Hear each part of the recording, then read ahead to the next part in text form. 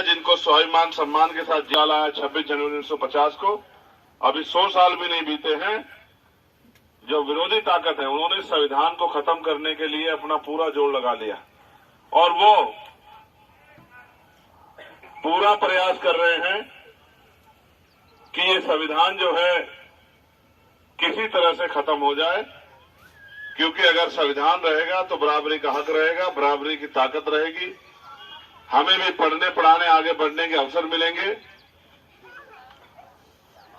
सब लोग नहीं चाहते कि गरीबों के घरों में उजाला आए, सब लोग नहीं चाहते कि गरीबों की जिंदगी में बदलाव आए। अगर चाहते तो आप बताओ, आपके घर इस बात की गवाही है कि क्या कभी किसी ने आपके टूटे हुए घरों को देखा? क्या कभी आज आपके घर आजादी के 75 साल बाद भी ऐसे है तो सोचो 20-30 साल पहले क्या हालात होंगे। मेहनत मजदूरी करके तमाम तरह की मुसीबतें सह के आप लोगों ने ये घर और कारोबार तैयार किए हैं। अब भी जो हुकूमत में बैठे लोग हैं वो चाहते हैं कि इन चीजों को भी आपसे छीन लिया जाए।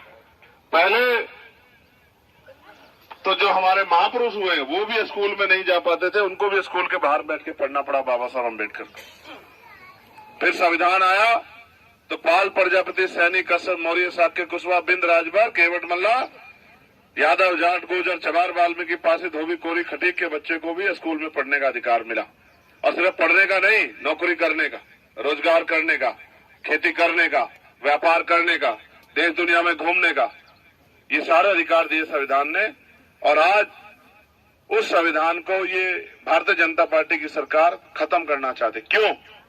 इसी संविधान की वजह से एक प्राइमरी स्कूल के मास्टर का बेटा भी लोकसभा का चुनाव लड़ रहा है। वो लोकसभा का चुनाव जिसे लड़ने वाला आदमी, और अगर उनके ज्यादा लोग जीत जाएं तो प्रधानमंत्री बनता है।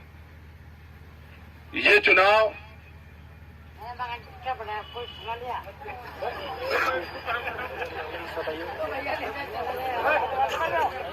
चुप रहो बच्चों, वो तो नशे में, आप लोग थोड़ा ही नशे में। वो भी भैया के लिए आया।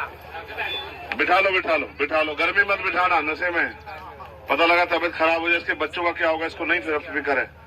इसको क्या पता, अगर इसकी ये तो अपने शौक में है, अगर इसे कुछ हो गया तो इसके बच्चों की तरफ कोई पलट के भी नहीं देखेगा, इसकी पत्नी को, इसके बच्चों को क्या सहना पड़ेगा, इसको क्या पता। अगर ये इतना समझदार होता तो फिर इसको ये इस तरह के ऐप थोड़ा ही करता। खैर छोड़ो, मैं बस आपको ये बता रहा था कि जब देश मुल्क आजाद हुआ तो बहुत कुछ बंटवारे नहीं हुए। जिन जातियों को पढ़ने लिखने का भी अधिकार नहीं था, उनको उनके जीवन में बहुत कुछ परिवर्तन नहीं हुए। सबसे बड़ा परिवर्तन हुआ जब संविधान लागू हुआ, जो संविधान हमें बराबरी का हक और अवसर देता है।